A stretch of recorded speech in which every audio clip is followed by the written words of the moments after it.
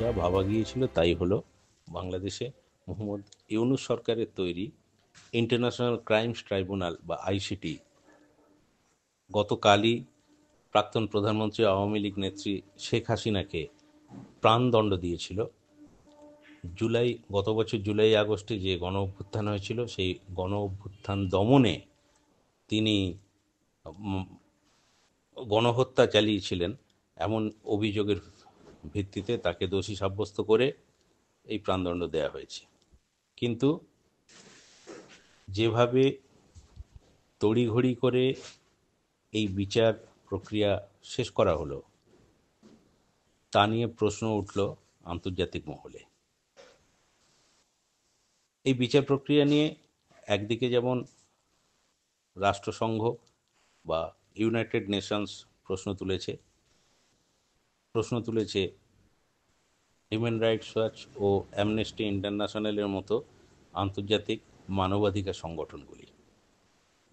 তাদের বক্তব্য হচ্ছে যে আরও স্বচ্ছভাবে এই বিচার করা উচিত ছিল। এইভাবে সময় বেঁধে কোনো সুষ্ঠু বিচার প্রক্রিয়া শেষ হয় না।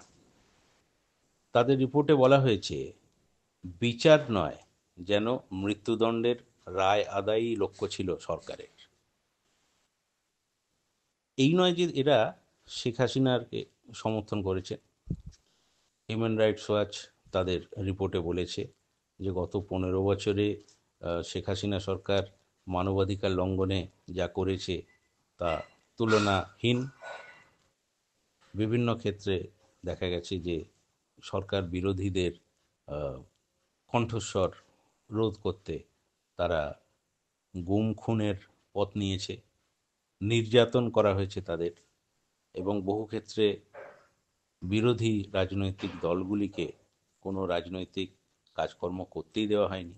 নির্বাচনে তারা যাতে অংশগ্রহণ না করতে পারে তার সব রকম ব্যবস্থা করা হয়েছে।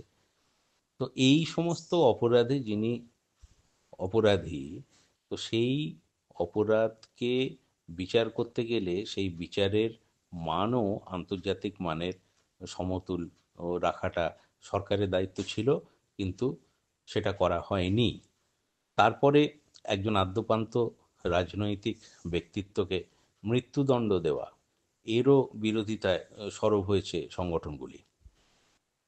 এর ফলে একদিকে এই শেখ হাসিনাকে মৃত্যুদণ্ড দিতে পেরে দুহাত তুলে নাচছে সরকারের সমর্থক যে রাজনৈতিক দলগুলি, কিন্তু আন্তর্জাতিক মহলে প্রশ্নগুলি ওঠায়, বিচারের মান নিয়ে প্রশ্ন ওঠায়, ইউনূস সরকার বড়সড় বিপাকে পড়ে গেল, সন্দেহ নেই।